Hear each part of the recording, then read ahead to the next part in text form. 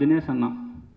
இதில் நான் ஏன் தினேஷ் அண்ணா அப்படின்னா, அந்த குழந்தையே நீங்கள் தான் சார் அப்படின்னு சொல்லி நடிக்க வைக்கிறது வேறு, அந்த குழந்தைக்கு அப்பா சார் நீங்கள் அப்படின்னு சொல்லி நடிக்க வைக்கிறது வேறு.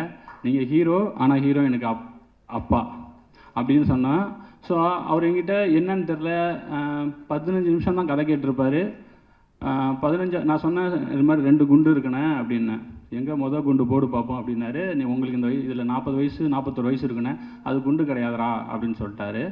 சரி 2வது குண்டு சொல்லு அப்படின்னாரு. நான் கதை சொல்லிட்டே வரேன். ஒரு 10 நிமிஷத்தில் அந்த குண்டு வந்துடும்.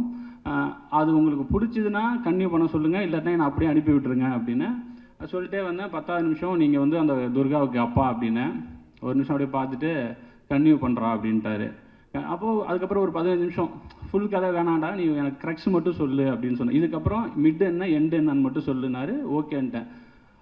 ஆனால் எனக்கு தெரியல எப்படி ஓகேன்னோடனே நானே பண்ணிட்டார். ஆனால் ஓகே தானே அப்படின்னு. ஆமாடா ஓகேடா நான் பண்ணுறேன் அப்படின்னு சொல்லிட்டாரு. வாடா போட சொல்ல. அப்புறம் அதுக்கு வச்சு நான் எப்படா ஒன்று வாடா போட சொன்னேன் அப்படின்னு சொல்லுவார். தமிழ்னு சொன்னார். எப்போ நான் எப்படின்னா அதுக்கப்புறம் நான் என்ன புரிஞ்சுக்கிட்டேன்னா, எனக்கு எவ்வளோ விஜயகாந்த் சாரை பிடிக்குமோ அதே அளவுக்கு அவருக்கும் அது பிடிச்சிருந்தது போல். ஸோ அவருக்கு நான் சொன்னேன், நீங்கள் இந்த படத்தில் விஜயகாந்த் சார் ஃபேனாக வரும்போது நான் விஜயகாந்த் சாரை செலிப்ரேட் பண்ணுறேன் அந்த எண்ணத்துக்கு அவர் இந்த படத்தை ஓகே பண்ணியிருக்கிறதா தான் நான் வந்து அன்னைக்கு சொல்ல. பட் அவருக்கு என் கூட இந்த 1.5 வருஷம் இருந்தப்போ அதில் நான் புரிஞ்சுக்கிட்டேன். ஓகே அதனால் இந்த படம் ஒர்க் ஆகிருக்கு அப்படின்னு சொல்லிட்டு. ஸோ தினேஷ்னா ரொம்ப தேங்க்ஸ். இல்லைனா அது வந்து இன்னொரு வெறும் மாமனாராக மட்டும் போக வேண்டிய ஒரு கேரக்டரை இந்த அளவுக்கு இன்றைக்கி ஒரு இந்த கடைசி ஒரு வாரத்தில் சோஷியல் மீடியாவை பார்த்தா தெரியும். அதை எனக்கு ஒரு பெருமை சந்தோஷமாக என் ரைட்டிங்க்கு ஒரு உயிர் கொடுத்ததுக்கு ரொம்ப நன்றிண்ணா. உங்களுக்கு உடம்பு சரியில்லை, அதனால் நீங்கள் அவர் என் கூட அந்த தேட்டர் விசிட்லாம் போனதுனால அவருக்கும் சரி சஞ்சனாவுக்கும் சரி ஏதோ வைரல் ஃபீவர் அந்த மாதிரி ஏதோ ஆகிருக்கு, டயர்ட் ஆகிடுச்சு, அதனால் அவங்களால வர முடியல. தப்பாக எடுத்துக்காதீங்க யாரும். அசோதை நீங்கள் நல்லா தான் பண்ணீங்க.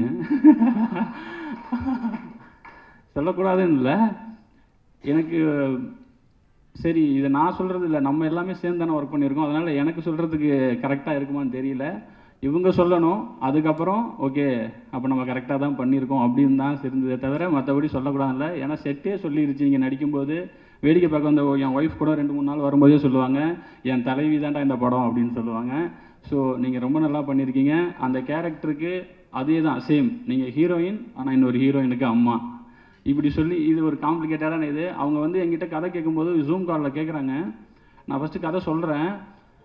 அவங்களோட எண்ணம் என்னென்னா, தமிழ் சினிமாவில் ரீஎன்ட்ரி வேணும் சார். இப்போ அவங்க எவ்வளோ எமோஷன் பேசுனாங்களோ அது அப்படியே என்கிட்ட சொன்னாங்க. நான் ஒரு செகண்ட் கதையை சொல்லலாமா வேணாமான்னு யோசித்தேன். பட் சொல்லிடுவோம், சொல்லிவிட்டு அதுக்கப்புறம் என்ன சொல்கிறாங்கன்னு சொன்னோம். அவங்க சொல்லி முடித்தவொடனே அவங்க ஓகேன்ட்டாங்க. அவங்க ஒன்றே ஒன்று தான் கேட்டாங்க, சார் எனக்கு நான் எந்த லாங்குவேஜ் பண்ணாலும் தமிழில் ரீஎன்ட்ரி ஆகணும், எனக்கு தமிழில் பிரேக் கிடைக்கணும் சார், நான் அதுக்கு தான் இவ்வளோ பண்ணிகிட்டு இருக்கேன், உங்களை நம்பி நான் இறங்குறேன் சார் அப்படின்னு. ஹாப்பியாக இருப்பீங்க. அப்போ இது சக்ஸஸ் மீட்டு தான்.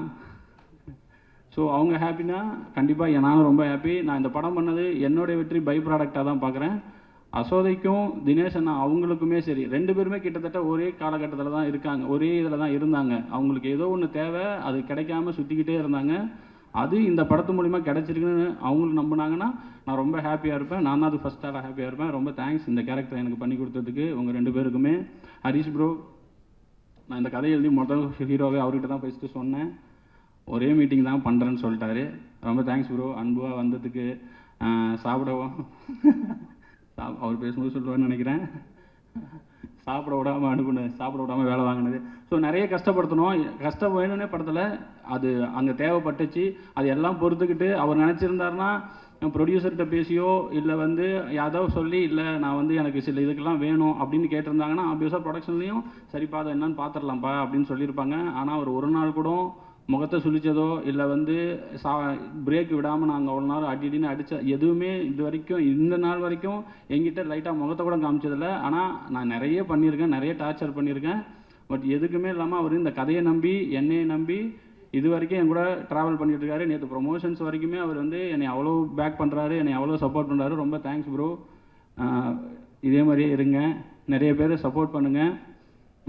சஞ்சனா அவங்களால வர முடியல, அவங்களும் அந்த கேரக்டருக்கு ரொம்ப நல்லபடியாக பண்ணி கொடுத்தாங்க. அந்த கேரக்டரை எழுதும்போது நான் கொஞ்சம் இந்த ஸ்கிரிப்டில் எனக்கு ஒரு டவுட்டுனா, எனக்கு அவங்க கொஞ்சம் கம்மியாக எழுதிட்டோமோ இல்லை அது சரியாகுமோன்னு தெரியலங்கிற ஒரு டவுட்டில் இருந்தப்போ அந்த கேரக்டரையும் இந்த படத்தில் அந்த உமன்ஸ் கேரக்டர் எல்லாம் ஸ்ட்ராங்குன்னு சொல்லும் போது விட எனக்கு அசோதை எழுதும்போதே தெரியும் இந்த கேரக்டர் கண்டிப்பாக அதுக்கான வேலையை பார்த்துருன்னு. ஆனால் சஞ்சனா கேரக்டர் மேலே எனக்கு ஒரு டவுட் இருந்துக்கிட்டே இருந்துச்சு. பட் அவங்க அதை புல் ஆஃப் பண்ணி அதையுமே என் ரைட்டிங் கொஞ்சம் எலிவேட் பண்ணி கொடுத்தாங்க. ஸோ அவங்களுக்கு ரொம்ப நன்றி.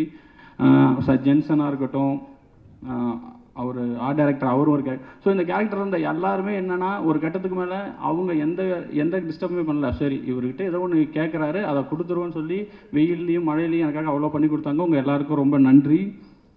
டெக்னீஷியன் டிகேபி இன்றைக்கி வரல, அவர் வேறு ஷூட்டில் இருக்கார். அவர் அப்படி நான் இந்த கதை அவர் வந்து கரெக்டாக இந்த படம் ரொம்ப லவ் டுடே ரிலீஸ் ஆச்சு. அவருக்கு வந்து வேறு நிறைய கமிட்மெண்ட்ஸ் வந்துச்சு. அவர் நினச்சிருந்தா போயிருந்துருக்கலாம். ஆனால் இந்த கதையை படிச்சுட்டு அவருக்கு ஜென்யூனாக இல்லை, இந்த கதையில் ஒரு ஜென்யூனிட்டி இருக்கிறதால நான் போக மாட்டேன், நீங்கள் என்றைக்கு ஷூட் பண்ணாலும் சொல்லுங்கள் நான் வந்துடுறேன் அப்படின்னு சொல்லிட்டு, இதுக்கு ஒரு பக்கம் மகாராஜா ஷூட் போய்கிட்டு இருக்கு. நைட்டு வரைக்கும் அங்கே போயிட்டு காலைல ஆனால் என் ஷூட்டுக்கு வருவார். கிட்டத்தட்ட ஒரு 30 நாள் தூங்காமல் கொள்ளாமல் வேலை செஞ்சுருக்காங்க. ஸோ டிகேபி ரொம்ப நன்றி. தினேஷ் மனோகரன், காஸ்டியூம் டிசைனர் தினேஷ் மனோகரன், ஊரில் இப்படி தான் சட்டை போடுவாங்க, போய் ஷோரூம்லாம் ட்ரெஸ் எடுக்காதீங்கன்னு மட்டும்தான் சொன்னேன். அவர் எங்கே போய் எடுத்தாருன்னு தெரில. ஆனால் அந்த படத்தில் வர காஸ்டியூம்ஸாக இருக்கட்டும், அந்த வேர்ல்டை பில்ட் பண்ணுறது எனக்கு ரொம்ப ஹெல்ப்ஃபுல்லாக இருந்துச்சு. தினேஷ் மனோகரனுக்கு நன்றி. ஆர்ட் டைரக்டர் வீரமணி சார், நீங்கள் தான் என்ன தான் நம்ம லைஃப் நான் எழுதியிருந்தாலும் அதை கொடுக்குறது ஆர்ட் டைரக்டர் தான். ஸோ அவ்வளோ லைஃப் கொடுத்தாரு. இது எங்கேயுமே செட்டு இல்லை. பட் நாங்கள் ஒர்க் பண்ண அந்த ஆர்ட் டைரக்ஷன், அந்த ஆர்ட் ஒர்க்கு, நான் வந்து ஃபஸ்ட்டு ஒரு விஜயகாந்த் சாரை வரைஞ்சிட்டாரு. திடீர்னு ஒரு நாள் நான் என்ன நைட்டு ஃபோன் பண்ணி, இல்லை எனக்கு அது வேண்டாம், நான் ஒன்று அனுப்புகிறேன், அதை வரைஞ்சி கொடுங்க, நாளைக்கு காலைல ஷூட். ஆனால் அந்த நைட்லேயும் போய் அதை வரைஞ்சி கொடுத்து எனக்கு அந்த இப்போ நீங்கள் ஃப்ரேமில் பார்க்குற அந்த வீட்டில் இருக்கிற ஃப்ரண்ட்டில் இருக்கிற அந்த விஜயகாந்த் சார் வந்து லாஸ்ட் மினிட்ல நான் மாற்றினேன். முகம் சொல்லிக்காமல் எனக்கு அதெல்லாம் பண்ணி கொடுத்தாரு. அது மட்டும் கிடையாது, நிறைய மானிட்டர் பக்கத்துலேயே உட்காந்துருப்பார். சின்ன ஒன் மோர் கல்பெல்லாம் இம்ப்ரூவைஸ் பண்ணிக்கிட்டே இருப்பார். ஒன் மோருக்கு ஆர்ட் டைரக்ஷன் சைடில் இம்ப்ரூவைஸ் பண்ணுவாங்கங்கிறத நான் பார்த்தது கிடையாது. ஆனால் அவர் பண்ணிக்கிட்டே இருந்தார். ரொம்ப தேங்க்ஸ் சார்.